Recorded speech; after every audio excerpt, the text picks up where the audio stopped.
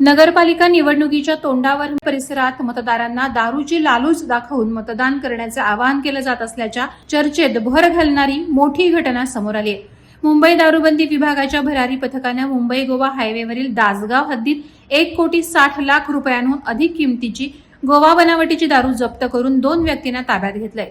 निवडणुकीपूर्वी एवढ्या प्रमाणात दारूचा साठा मिळाल्याने जिल्ह्यात एकच खळबळ उडाली आहे। दारूबंदी विभाग भरारी पथक मुंबई यांना गोवा ते मुंबई विनापरवाना दारू घेऊन एक ट्रक जाणारे अशी गुप्त माहिती मिळाली। या माहितीच्या आधारावर पथकाने महाड तालुका हद्दीत मुंबई गोवा महामार्गावर सापळा रचला आणि RG 36 GB 1277 या ट्रकचा महाडवरून पाठलाग करत दासगाव गाव हद्दीत थांबवून कसून चौकशी केली असता या ट्रकमध्ये अंदाजे 1300 रॉयल सिलेक्ट या दारूचे बॉक्स सापडले। या ट्रकच्या चालकाला ट्रकसह ताब्यात घेण्यात आले असून महाडमधील दारूबंदी कार्यालय येथे पुढील कारवाईसाठी नेण्यात आले असल्याची माहिती या भरारी पथकाचे उपनिरीक्षक शहाजी गायकवाड यांनी दिली। गोवा राज्यातून हा ट्रक मुंबई येथे जात असल्याची माहिती भरारी पथकाचे उपनिरीक्षक शहाजी गायकवाड यांनी दिली असून महाड परिसरातील ही त्यांची पहिली तर या वर्षातील दुसरी कारवाई असल्याचं त्यांनी नमूद केलं।